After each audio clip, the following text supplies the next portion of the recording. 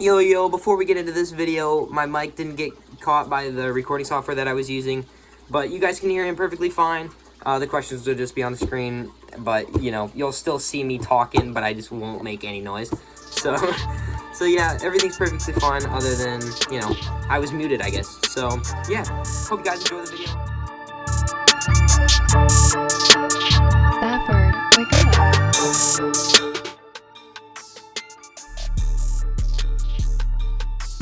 Man, so mainly I'm a producer by trade, so I make beats. You know, I help do a lot of, like, you know, post production as well. So a lot of times I'll send an artist like a bare bones beat, and then they send some vocals back, and I work on it after that. But yeah, that's my main hustle right now.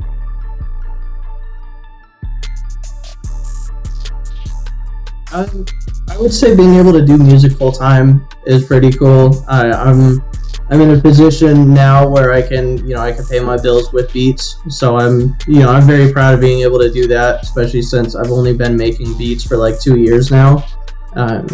Yeah.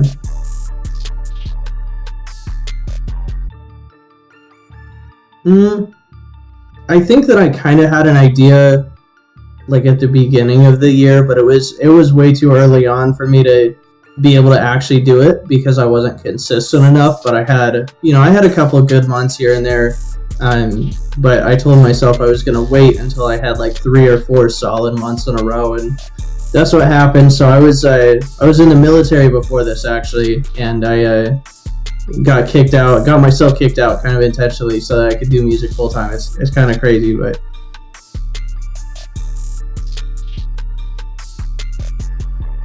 man, so the military overall was something that, like, I don't know, I don't really regret joining, but I'm not too fond of it either, I guess. There were just a lot of like tedious things that I didn't like about it, but overall I would say it added a lot of values for me, like just the discipline and being able to just sit down and work for 12, 13, 14 hours straight. So there's definitely a lot of good traits that have carried over into my music, just the work ethic, the discipline overall.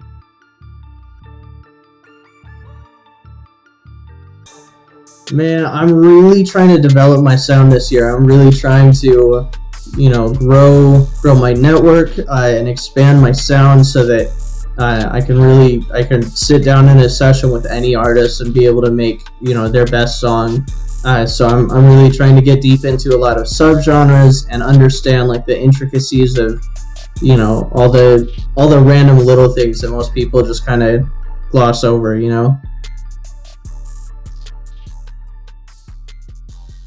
Man, I would tell myself to start making beats earlier, for real. Like, I'm at this point 2 years in. I wonder like where I would be if I started 5, 6, 7 years ago. I feel like it would be kind of crazy, but definitely, sometimes I get asked the question like if I would go back and change anything, and I think the answer to that would be no, because everything that has happened in my life so far has contributed to exactly what I'm doing right now, and I'm very grateful for that. So I don't really want to change anything, but if that opportunity were there, I would definitely start a little bit earlier.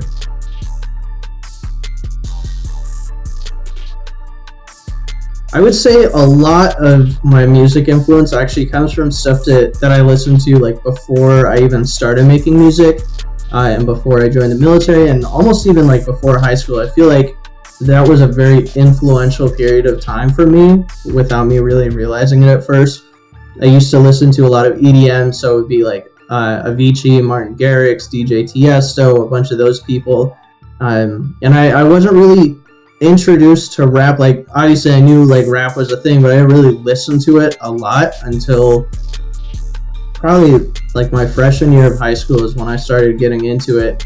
And it was just a little bit on the side, and then a few years ago when Juice WRLD started to get big, and that whole era where there was X and Peep and Juice, and they were all doing their thing, that's really when I got heavily invested into like the hip-hop / rap scene overall, but more specifically like the melodic stuff. So I think that really had a big impact on like the melodies and loops that I do. And then I take a lot of influence from my drums from, you know, producers like Ronnie J and like Murda and, you know, the people like that for sure.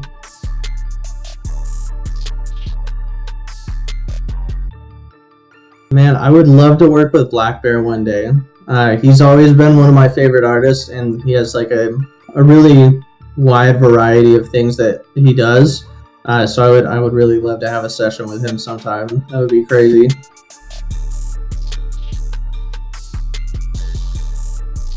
Man, it depends. I mean, if I'm just at the house right now, I usually, you know, I'll wake up at like 8 or 9. I'll go to the gym. You know, maybe cook some food when I get back, and then I'll literally just sit down and work on beats or, you know, like marketing or whatever for the next few hours. Just get a lot of the tedious stuff done that I have to do. So whether that be, you know, making some beats for BeatStars or, you know, working on some paid collabs or whatever that may be. And then towards the night, usually we'll have like a house session where it's, you know, me and Paycheck and Matthew Tuck and Badger, and we'll all sit down and work on some music together. But yeah, overall, it's just, you know, a lot of productivity throughout the day, a lot of like, you know, getting things done just when they need to. I don't really have like a set schedule for myself or anything. I don't think I would do too well with that.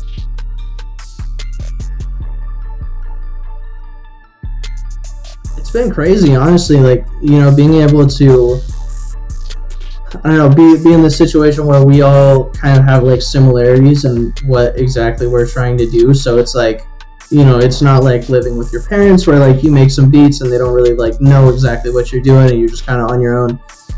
It really allows us to like bounce ideas back and forth and get a lot more work done throughout the day. But yeah, it's pretty dope overall. I love it for sure.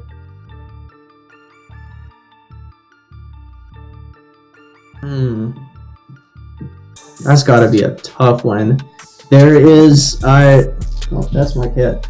There is an unreleased song by Judah that we've been working on for a while. It's called Hero. It is very, very good. I love it. I don't know if it's my favorite or not, because I have so many really good ones that I'm working on right now, but I think that right now the stuff that, you know, we're making as a house and I'm making with Judah, I think those are some of my favorite projects to be a part of for sure, just because the vibe is right, you know?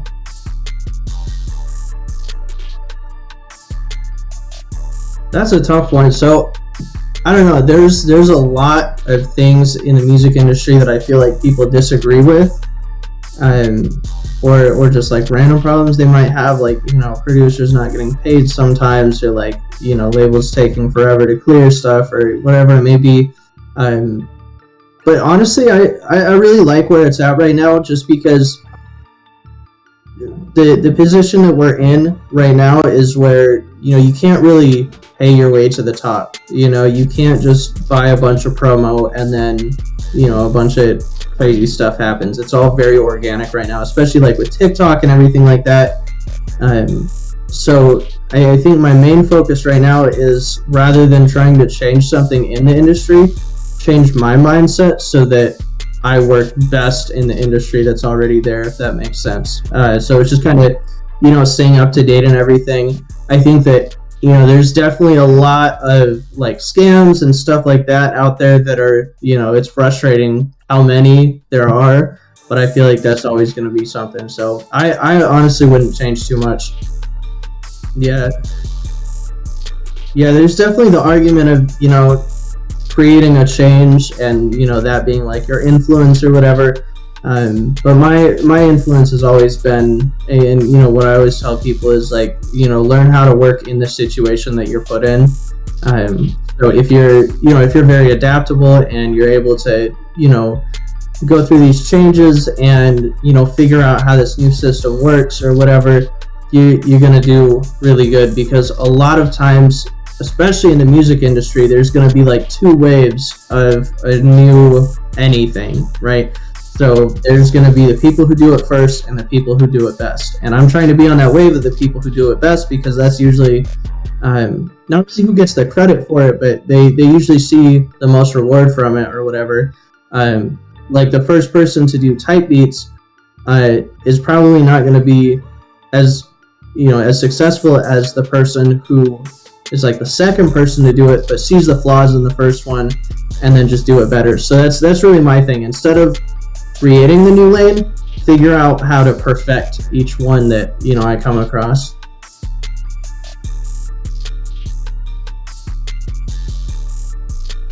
So I would definitely say that there's a lot of ways an artist can take advantage of it. The main thing that I would have somebody do, if it were up to me, is just sit there and watch a lot of TikToks, watch a ton of different ones, like really focus on what kind of trends are current. And TikTok is a thing where you can easily make your own lane, right? You can it's literally the #1 way to promote your music this year. There's literally no competitor, because you can have a brand new account and get 1 million views the second day that you have it. So definitely stick to trends, figure out like your own trends. When you promote a song, don't just put it out there like once or twice. Make like 20 TikToks on the same song. And if if one of the videos does really well, then start making a lot that are very similar to that. But like I was saying before, I love it because it's a completely organic, content focused thing. So it's not based on how many people know you or anything like that. It's literally just based on how good you are at making the content. Like, you could literally make a TikTok today that does better than a TikTok that Drake makes. It just depends on like what it is. So I definitely say that for sure.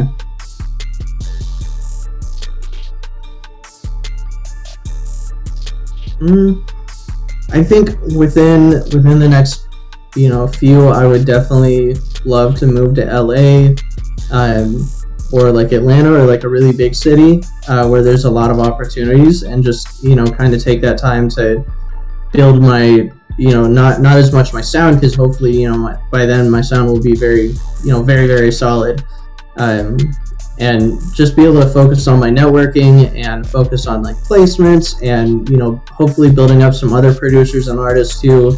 But I really see myself being in a position where I've seen a lot of success by then, and I'm able to help a lot of people out, and really be able to focus on maybe signing some more artists or producers, and just have like a really strong team that can get somebody who's just starting out to topping Billboard charts.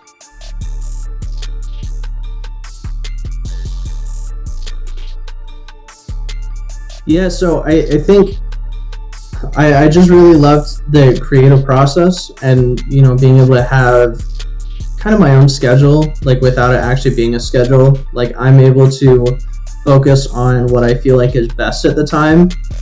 So if one day I feel like I need to work on the magazine that I'm doing a little bit more, I can I can spend more time on that, or I can spend more time on beats if I want to. I love that I have so many different creative outlets that are all kind of routing back to the same common goal, and they're all kind of helping towards my success. So really, it's just I have fun, and that pays my bills. So that's kind of the wave I'm on. Yeah. There's nothing better than like when somebody hits us up for like a commission, or like a custom beat, or whatever it is, and say like, okay, like this is kind of the vibe I want, but I'm gonna give you creative control. Like, that's absolutely my favorite thing to do, because I know that I can bounce off their idea and create something that they'll like, but it's it's my own sound.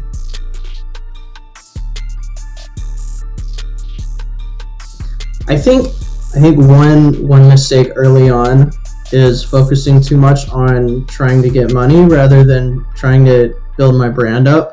And there were some different times where I experienced that. One of the ones that I always reference, because it's one that I always look back on and think about before I make a decision on whether I want to give somebody something for free or have them pay for it or whatever, is it was a little over a year ago. It was like a year and 6 months ago, like right when I was starting out producing. It was a few months into it, and 347 Aiden had hit me up, and he was trying to get some beats. And he needed like, I don't know, it was like some kind of like lo-fi beat or whatever. and I had a 10-pack of them that I was trying to, you know, sell to different artists and stuff. And this is well before he blew up or anything. But I was like, yo, I can give you, you know, these 10 beats for $10 or whatever. And he's like, oh, like, never mind, I'm not gonna do that. And you know, I'm sitting here thinking like, man, he must be broke then if he doesn't want to pay $10 for like a whole bunch of beats or whatever. Like, that's a crazy deal. But looking back on it, it's like, you know, my mindset now is like, why would you ever charge somebody $10 for something, right? Like, $10 is like nothing, right?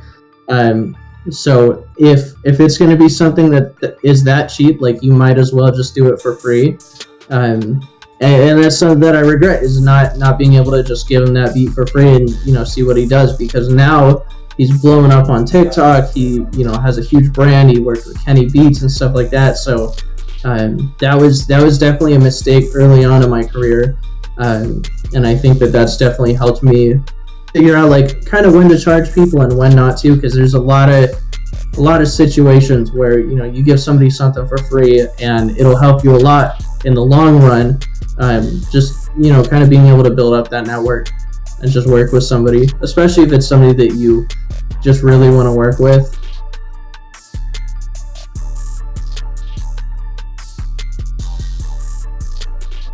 I would say really just try things that people aren't really trying. That's kind of how I started, is really just, you know, doing the things that either people are scared to do or feel like might work and might not.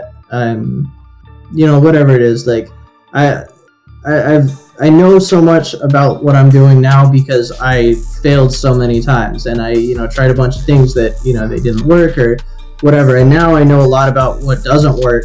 So now I'm, you know, figuring out what does. So really just be out of the box, get creative. You know, sometimes it's worth it to like pay another producer for like a paid collab, or, you know, like a consultation, or like some kind of one-on-one session where they can give you some advice or whatever. But yeah, really just like know the difference between like when to give free stuff and when not to. Pay for stuff if you have to, like, you know, buy a couple plugins here and there. But don't just focus on that. Like, really just practice, you know, especially for the production side of things. Like, just make a ton of beats. Like, that's all you need to do, and you'll get better for sure.